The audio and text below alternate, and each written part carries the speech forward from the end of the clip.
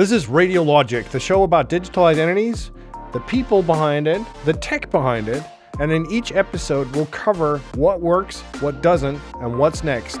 Let's dig into it.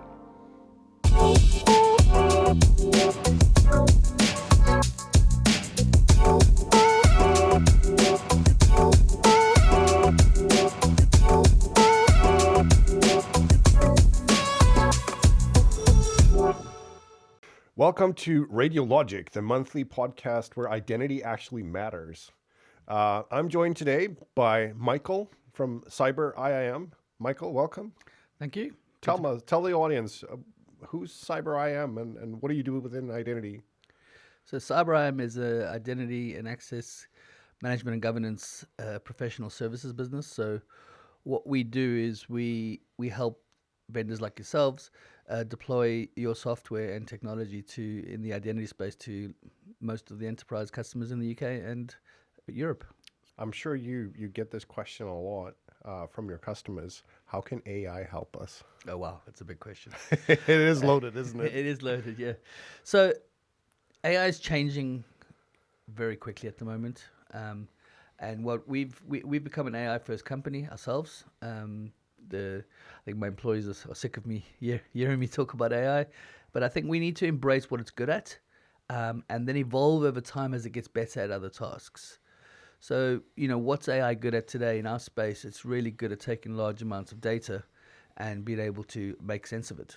So it's using AI that's built inside of the tools, but also some of the external AI to help companies like ourselves be able to help the customers make sense of the bigger chunks of what they're trying to achieve.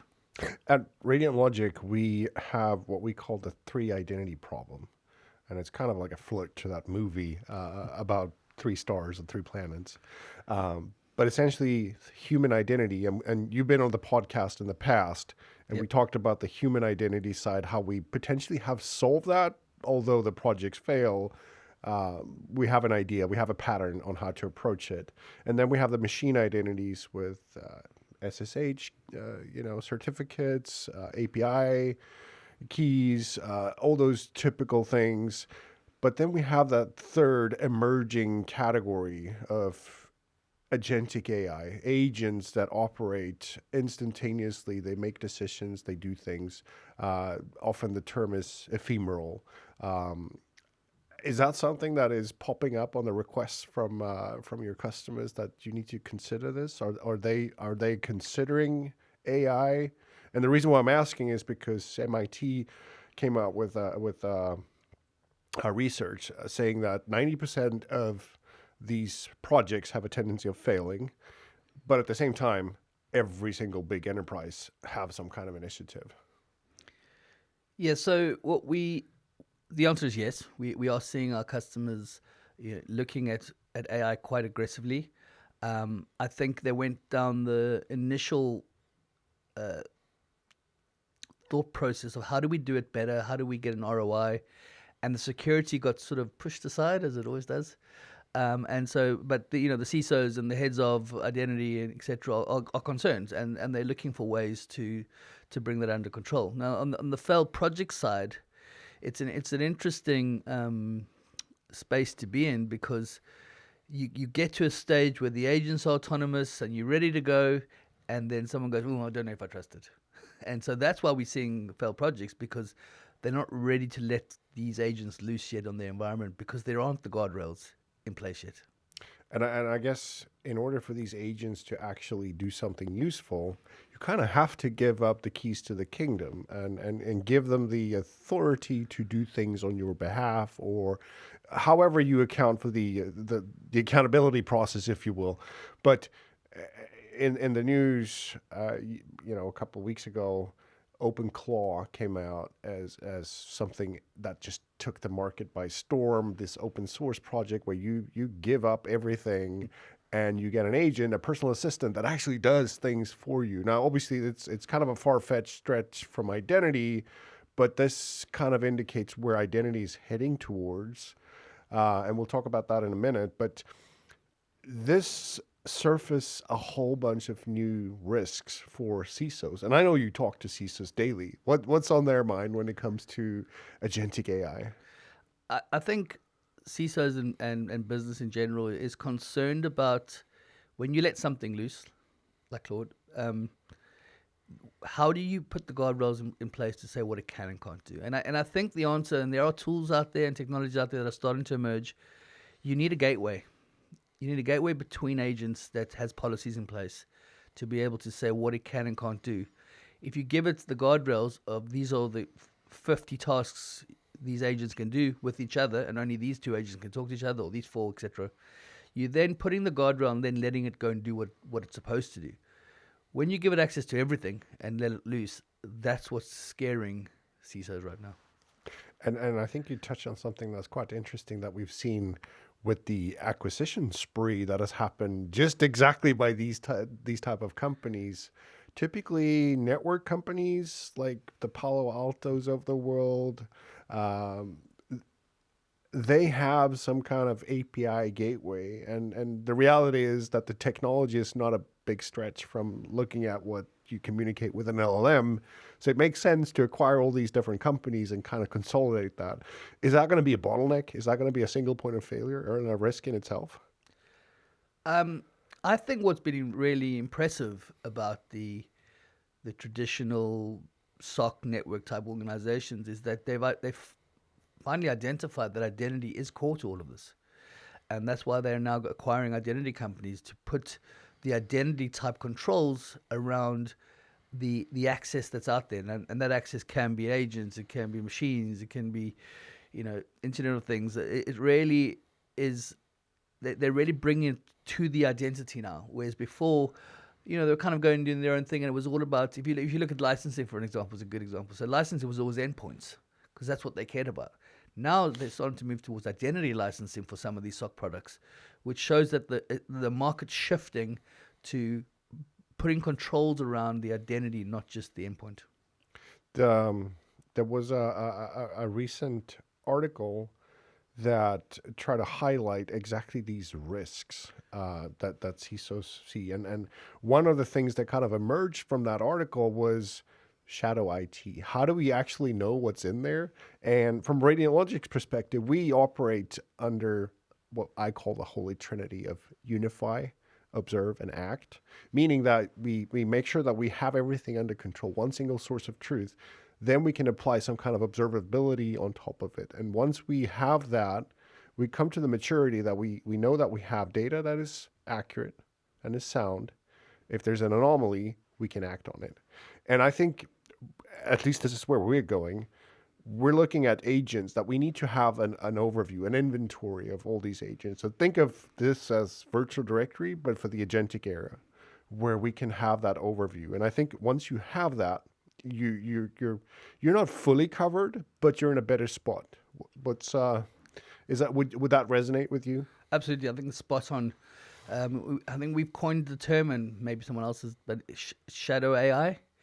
If you think about it, everyone has employees that are using their credit card to get a better version of an AI agent that maybe the organization doesn't have access to, and that's allowing potential leakage of internal data because it's not being governed by the way the company's approved AI solution is. So we're seeing a lot of that shadow AI coming in, but the ability to go out and look at your network and go and find all the agents, and it's easier said than done, right? Because we spoke earlier about there's custom agents as well as the standard, Microsoft, Google, AWS. Those are easy. We know how they're created, but custom agents are a little harder. So how do you go and discover that? And the technologies are going to come and are coming to give the oversight of what you have, so that you could then go and get it under control. But it's clear that we're not there yet. There still needs, be some guardrails. There's still some standardization that needs to happen, and it's all moving very rapidly. But I have a thesis, and I'm going to provoke you with that. I think the traditional IGA vendors, as we know it, they either need to adapt to a new type of identity governance that are or is driven by AI. And if they live in the past, they're going to, disappear from the market space. That basically me saying IGA as we know it will die.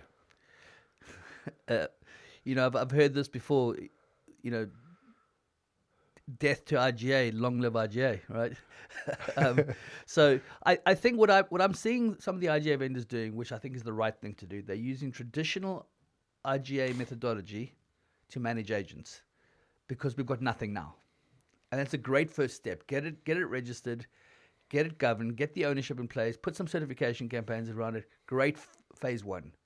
But I do agree with you, the total governance, not just IGA, the total identity governance is going to move into the next era using AI.